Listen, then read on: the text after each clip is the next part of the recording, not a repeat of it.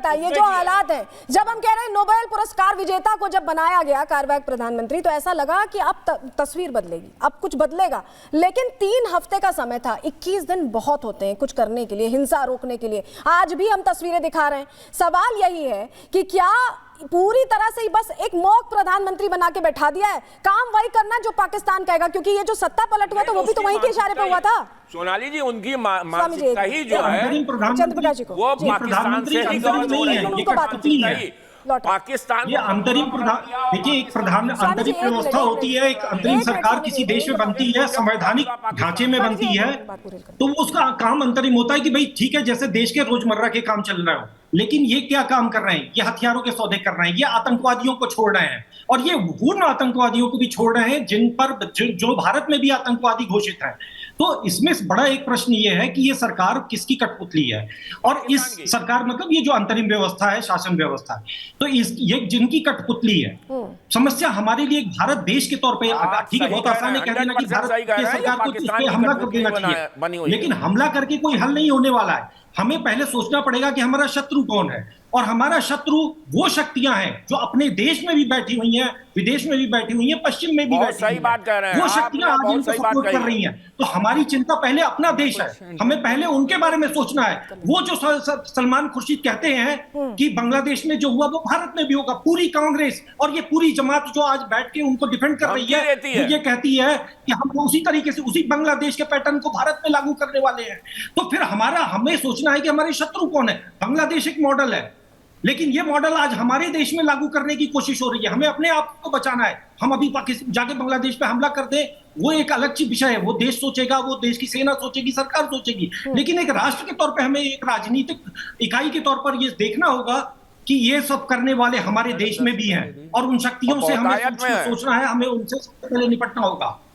क्योंकि आप निपटने की बात कर रहे हैं, तो देखिए जवाब साहब को तुरंत जवाब देना। जवाब साहब थोड़ी सी बता, जवाब साहब 10 सेकंड आचार्य जी के पास भी जाना। देखिए हमारी जो विदेश नीति थी वो पाकिस्तान और चाइना को दूर दूर रखना थी, तो दूर नहीं रखा है। नहीं, अब क्या हुआ है, अब हमारी विदेश नीति की जो पॉलिसी है उसमें चेंजेस ये आया कि पाकिस्तान और चाइना वो बिल्कुल करीब आ गए, तो उनका जो इन्फ्लुएंस है आपके यहाँ वो पहले से करीब थे साहब, वो पहले से करीब थे। नहीं आपके हम थोड़ा बड़ा सोचते हैं। नहीं जवाब साहब, हम थोड़ा बड़ा सोचते हैं आचार्य जी, हम थोड़ा बड़ा सोचते हैं। सुन लीजिए, सबसे पहले हम थोड़ा बड़ा सोचते हैं आचार्य जी। सलोनी जी, विदेश नीति और पाकिस्तान, विदेश मंत्री आचार्य जी, जवाब जी अब सुन लीजिए, बीच में बोलते रहेंगे फायदा क्या, फायदा क्या? आप विदेश नीति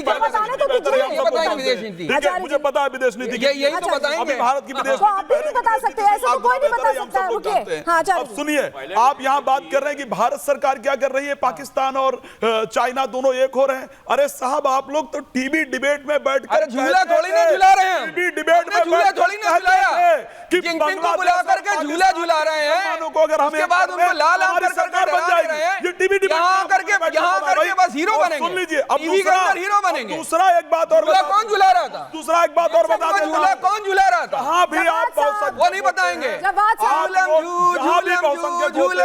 झूले हिंदू धर्म में झुलाया उनको पहुंचाते हैं। अब ये देखिए वही बात हो रही है, अब जवाब साहब ये वही बात हो रही है कि जाना था जापान, पहुंच गए चीन। आप बात वही कर रहे हैं, आप बात वही कर रहे हैं, आप बात वही कर रहे हैं। 30 सेकंड आचार्य जी, 30 सेकंड चाहिए आपको। ये समझना होगा, और यहाँ के जो हिंदू हैं उनको जागृत होना होगा और उनको सोचना होगा। बांग्लादेश की स्थिति हुई क्या है, बांग्लादेश की स्थिति क्या हुई है, इसको सोचिए।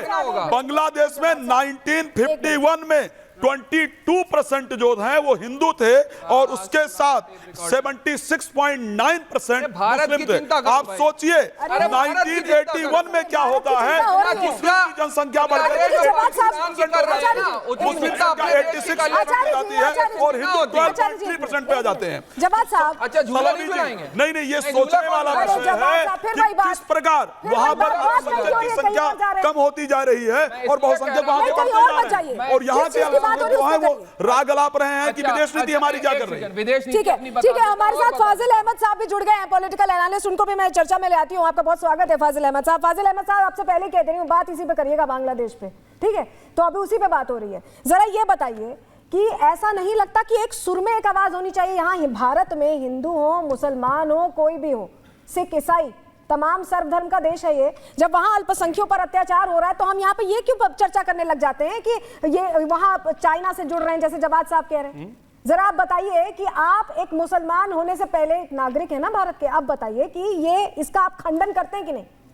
देखिए, मुसलमान हिंदू से पहले आप एक इंसान हैं। बिल्कुल। सबसे बड़ी मानवता एक चीज है, चाहे हिंदू पे जुल्म हो, मुसलमान किसी पे नहीं होना चाहिए। हम तो इसके पक्ष हैं। तो कितनी रैलियां की आप लोगों ने, कितना विरोध किया भारत के अंदर कितना विरोध किया? नहीं बोलिए, आदत पड़ गई है बीच में। आदत नहीं पड़ गई है भाई, आप कह रहे हैं हम इंसान हैं। आज तक गोली मार दी भारत के मुसलमानों को, ले समुद्र में फेंक दीजिए। समुदाय ने किसी ने अगर ना जाइए ना, प्रहार हो रहा है, जब भी अल्पसंख्यक चर्चा होती है तो आप लोग शुरू कर देते हैं विदेश नीति क्या है, विदेश नीति क्या है। बांग्लादेश के बारे में बता रहे हैं ना, मान रहे हो। चलिए, अरे कोई मैनर भी होता है। हम कह रहे हैं कि जुल्म हुआ नहीं हुआ वो तो सरकार जानेगी ना, हम तो कुछ कर नहीं सकते। भारत का मुसलमान क्या कर सकता है? खंडन कर सकता है, खंडन कर सकता है, बोल सकता है। 1000 बार होता है, बोलना पड़ेगा, बोलना पड़ेगा कि भारत का मुसलमान पता है क्या कर रहा था? जब यहाँ के हिंदुओं ने वहां पर हो रहे प्रभाव को लेकर प्रदर्शन किया तो हमारे भारत का मुस्लिम उस हिंदुओं के प्रदर्शन पर पत्थर चला रहा था। आपको खिलाफ किए? जब भारत का हिंदू सरकार के खिलाफ किए ना आप? किसके? मोदी जी के खिलाफ। हम मोदी, चलो हम सरकार के खिलाफ, हम तो मोदी जी के खिलाफ वहां के पक्ष में कर रहे थे। एक बात बताइए, अमेरिका में प्रदर्शन हुआ, इंग्लैंड में प्रदर्शन हुआ, तो क्या मोदी के खिलाफ प्रदर्शन हो रहा था?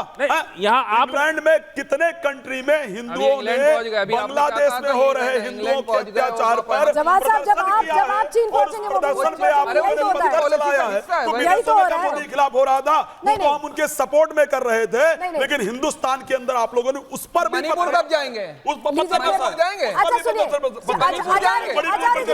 हो रही है चर्चा, कहाँ हो रही भाई? यही जब भी बात होगी हिंदुओं की तो मणिपुर पर जाएंगे, मणिपुर जाएंगे, ठीक है जवाब साहब, आचार्य जी, स्वामी जी ये बताइए, स्वामी जी ठीक है आचार्य जी, स्वामी जी ये बताइए, ऐसी क्या तकलीफ है स्वामी जी, ऐसी क्या तकलीफ है यहाँ रह रहे लोगों को कि यहीं पर रहते हैं और यहाँ का जो हिसाब किताब है, हम भारत की जो नीति पे आ जाते हैं। नीति तो भारत की सॉर्टेड है शुरू से।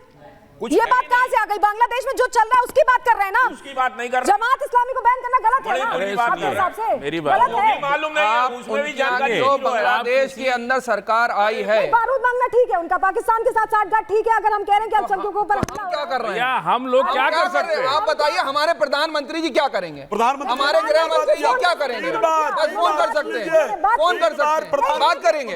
बधाई दी उन्होंने, बात करके उन्होंने बधाई दी।